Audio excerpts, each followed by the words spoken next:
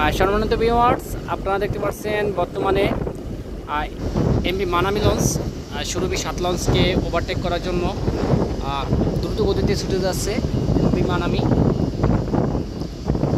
আমি আছি সুরভি 7 লঞ্চে এবং সুরভি 7 লঞ্চের সামনে আছে সুন্দরবন 16। যদিও ঢাকা থেকে সর্বপ্রথম গার্ড ট্যাগ করে সুন্দরবন 16 এবং দ্বিতীয় পজিশনে গার্ড ট্যাগ করে সুরভি 7 এবং তৃতীয় পজিশনে গার্ড ট্যাগ করে পারাবত 18।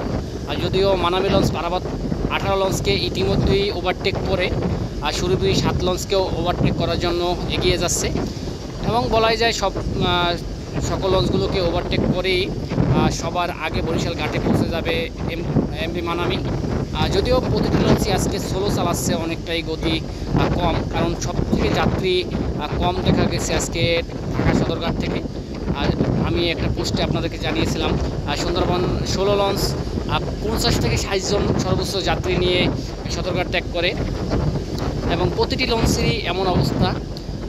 পারাবত 18 এবং সুরভি 7 এই দুটি লঞ্চের আজকে দিকযাত্রী সব থেকে বেশি হয়েছে, বেশি হলেও 2 থেকে 250-র মতো হবে সর্বোচ্চ এবং কেবিন তো অধিকাংশ ফাঁকা রেখেই প্রতিটি লঞ্চই আজকে ঢাকা থেকে সদরঘাট ত্যাগ করে বরিশালের উদ্দেশ্যে ছুটে যাচ্ছে। আর তার ভিতর থেকে মানামি লঞ্চের আজকেও গতি অসাধারণ।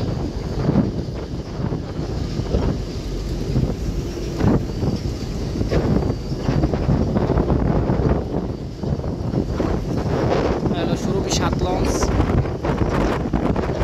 এবং কিছুদিন সামনে আছে সুন্দরবন 16।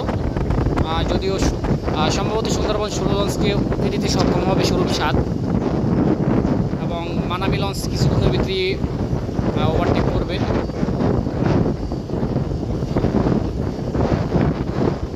আজকে ঢাকা থেকে বরিশালের উদ্দেশ্যে ছেড়ে যাচ্ছে মোট 4টি লঞ্চ।